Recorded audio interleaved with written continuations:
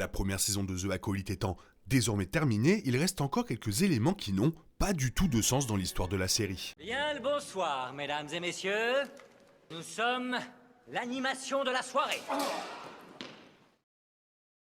Bien que le final de la saison récemment diffusé relie quelques fils lâches, il existe encore de nombreuses motivations de personnages et des moments d'intrigue précipités qui ne semblent pas du tout satisfaisants, tant du point de vue du personnage que de l'histoire. Que ces moments soient dus aux échecs d'une structure de 8 épisodes ou autres, ils empêchent la série de s'élever vers des sommets qu'elle aurait pu atteindre autrement. Bien que la série puisse avoir ses failles et ses pièges, cela ne discrédite pas le travail qui a été effectué. Acolyte compte quelques moments spectaculaires avec une chorégraphie de combat coupée le souffle, beaucoup de tensions bien jouées et des moments qui incitent à la réflexion qui recontextualisent et même remettent en question ce que de nombreux téléspectateurs ressentent à l'égard des Jedi. Malgré tout, ces moments de l'histoire ont laissé le public très perplexe. Après la mort de Jeki des mains de l'étranger, Osha se lamente comme si toutes les deux étaient de vieilles amies. Bien que sa mort soit très triste, surtout pour une personne si jeune, Osha agit comme si elle et Jeki entretenaient la relation de deux meilleures amies. C'est particulièrement choquant étant donné qu'elle mentionne à peine Jorn Fandar qu'elle connaît depuis bien plus longtemps. Peut-être en raison de la courte structure de la série, Jeki et Osha n'ont jamais eu l'occasion de nouer leur amitié sur l'écran. Elles ont raté les moments qui auraient fait d'elles des amies aux yeux du public, donnant l'impression que leur relation était davantage comme si elles étaient des connaissances en raison des circonstances plutôt que de très bonnes amies. Si la série avait eu plus de temps pour construire cette amitié, cela aurait rendu la mort de Jeki encore plus tragique et percutante qu'elle ne l'était déjà.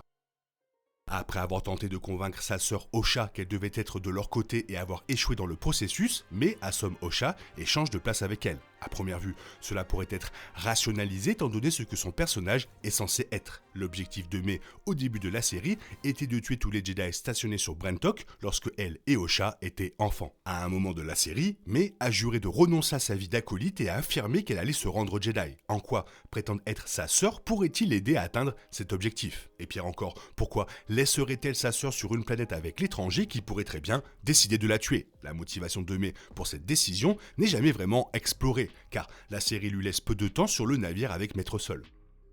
Lorsque le maître Jedi Torbin a bu le poison que lui avait offert Mai, ce fut le premier véritable indice que les Jedi dissimulaient une sorte de grand mal. Après tout, ce que lui et les autres ont fait sur Brentok a dû être si terrible que non seulement il a prononcé le vœu de Barash, mais il s'est suicidé lorsque l'une des personnes affectées par cette action lui en a offert l'opportunité. Cependant, maintenant que les téléspectateurs disposent de toutes les informations, sa décision semble ici beaucoup plus drastique. Sur Brentok, Torbin n'était qu'un jeune padawan qui voulait rentrer chez lui sur Coruscant. La pire chose qu'il ait faite a été de se précipiter dans la maison des sorcières seulement pour que Maître Sol soit celui qui tue Mère Anizaya. Une grande partie de la faute ne pouvait pas être attribuée à Torbin parce que les maîtres Jedi autour de lui auraient dû être ceux qui auraient dû gérer la situation après qu'elle ait commencé à dégénérer. L'une des décisions les plus curieuses prises lors du final de la saison a été la décision d'effacer la mémoire de Mai et de la laisser aux Jedi. Bien que cela complète leur changement avec Osha tombant du côté obscur et Mai allant chez les Jedi, cela semble à la fois insatisfaisant et surtout inutile. Le même objectif aurait pu être atteint avec Mai aux côtés d'Osha et de l'étranger sans qu'Osha ait à perdre une sœur qu'elle venait tout juste de comprendre. Non seulement elle perd cette sœur, mais elle accepte également que tous les souvenirs d'elle-même soient purgés de l'esprit de Mai. Toutes deux étaient tellement désespérées de se retrouver, mais en particulier que cela n'a aucun sens pour elles deux d'accepter alors qu'il existe d'autres options disponibles. Jusqu'à ce qu'il soit potentiellement révélé que Mai devait être avec les Jedi pour une raison ou une autre, cette décision apparaît simplement comme une manière mal gérée d'avoir Osha et Mai dans des camps opposés.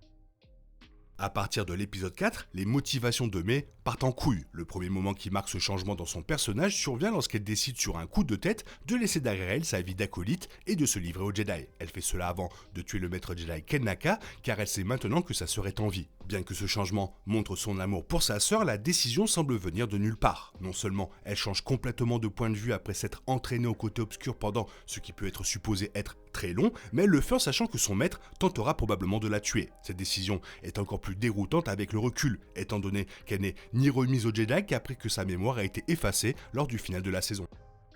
Lorsque le flashback final a montré ce qui s'est réellement passé sur Brentok, il y a toutes ces années, l'une des révélations faites était qu'Osha et Mai ne sont pas du tout des jumelles, mais plutôt une personne créée par la Force et divisée en deux. Bien qu'à la base, il s'agisse d'un concept intéressant qui pourrait plus tard jouer un rôle dans les plans de Dark Plagueis visant à créer la vie en utilisant la Force, Pourquoi Mehran Izaya voudrait-elle diviser une personne en deux? C'est censé être quelque chose qui devait être expliqué dans cette première saison, ou au moins quelques petites explications, mais la réponse n'est jamais venue.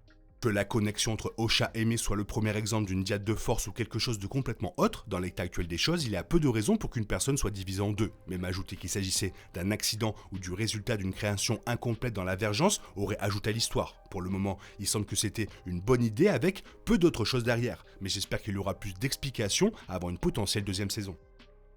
Malgré le fait qu'Osha passe peu de temps avec l'une ou l'autre avant leur mort aux mains de l'étranger, The Acolyte donne l'impression qu'Osha se soucie beaucoup, du moins pour la mort de Jeki. Avec Yord, elle l'aurait connu lorsqu'il s'entraînait pour devenir Jedi, le connaissant même comme ami. Cependant, elle semble se soucier très peu de sa mort après qu'elle se soit produite, bien qu'elle soit là pour en être témoin. Si cela ne suffisait pas, Osha semble oublier complètement leur mort une fois qu'elle et l'étranger commencent à établir une connexion. Les deux passent à peine du temps ensemble avant de paraître pour le moins amicaux. Osha acceptant de s'entraîner avec lui et lui tenant la main à la fin du final de la saison, c'est une décision étrange, laissant les téléspectateurs se demander si Osha se souciait vraiment des deux autres.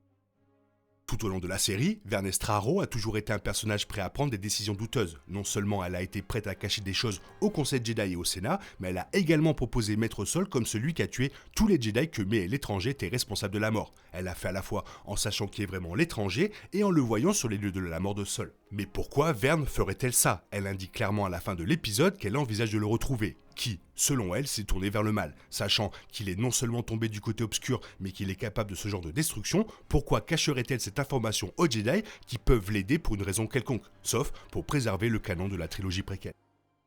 Dans une apparition surprise dans les derniers instants du final de la série, Vernestra Raux fait appel à Maître Yoda. Elle lui dit que les deux doivent parler, probablement pour qu'elle puisse lui parler de l'existence de l'étranger. Par confiance pour lui, et non pour le reste des Jedi ou du Sénat. Si c'est vraiment la conversation qu'ils ont tous les deux et que Yoda était au courant de la montée du côté obscur des années avant la menace fantôme, cela commence à causer divers problèmes pour les préquels dans leur ensemble. Pour commencer, pourquoi Yoda n'agile-t-il pas avec plus d'insistance sur l'information selon laquelle Dark Maul est apparu, Qui-Gon Jinn le décrivant comme un Sith? Yoda s'impliquera-t-il s'il y a une saison 2? Son apparition à la fin de Acolyte suscite plus de questions qu'autre chose, remettant en question les motivations de l'un des personnages les plus anciens de Star Wars. Alors oui, il y avait des choses bien, mais aussi des incohérences. Les voici. Toi, qu'est-ce que tu en penses? Fais-moi part de ton avis dans la zone commentaire. Sinon, il est temps pour toi de reprendre le cours normal de ta vie. On se retrouve bientôt pour une nouvelle vidéo. Bisous, bisous, bye bye. Que la force soit avec toi. Il est impossible de compter sur les autres de nos jours. On est obligé de tout faire soi-même. Je me trompe? Rien de grave, j'avais tout prévu. Où va le monde, je vous le demande.